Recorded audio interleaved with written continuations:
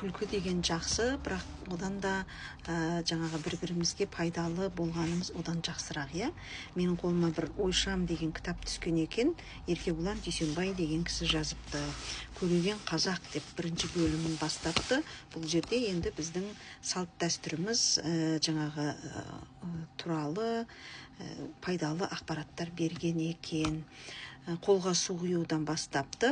Қазақ халқында үйге қонақ келгенде жас баланың қолына құман беріп, мойнына сүлгі асып, ас ішердің алдында қонақтардың қолына су құйғызатын дәстүр бар. Аңыз бойынша бұл дәстүр Сүлеймен пайғамбардан қалған деседі. Дәуіт пайғамбар 30 ұлынан айырылған соң қайғыдан қан жұтады. Ұлық Алла оны жұбату үшін тағы бір ұл сыйлайды. Дәуіт ұлды болардың қарсаңында Жибрейіл періште уахи әкеледі.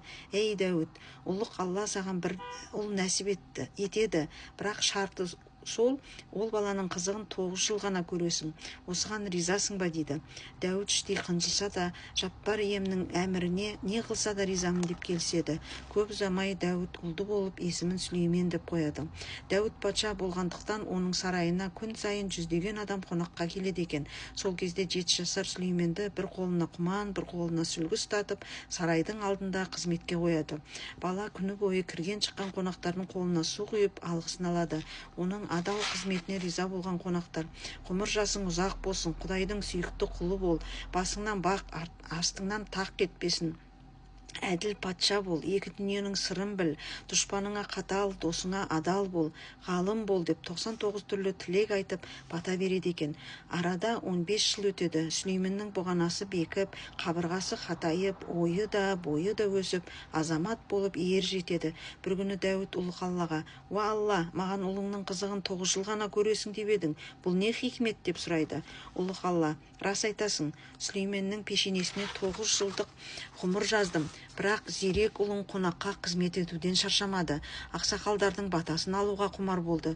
Күн сайын адамдар оған менің 99 есімімді айтып, шын жүректен алғыс жаудырып батасын береді. Көптің алғысымен оның ғұмыр жасы ұзарды.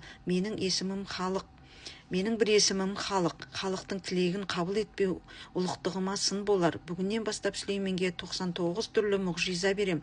Жердегі бүкіл тау тас, аң құс 18 мың ғаламға патша қыламын» дейді. Содан бастап Сүлейменге дарымаған керемет қалмапты деседі.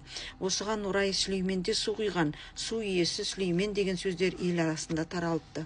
Қазір де қазақ халқы үйге қонақ келгенде жас баланың қолына құман беріп, сүлгі беріп, үлкен кісілердің батасын ал деп су құйғызады. Бата менен ел көгерер, жаңбыр менен жер көгерер деген тәмсіл сөзде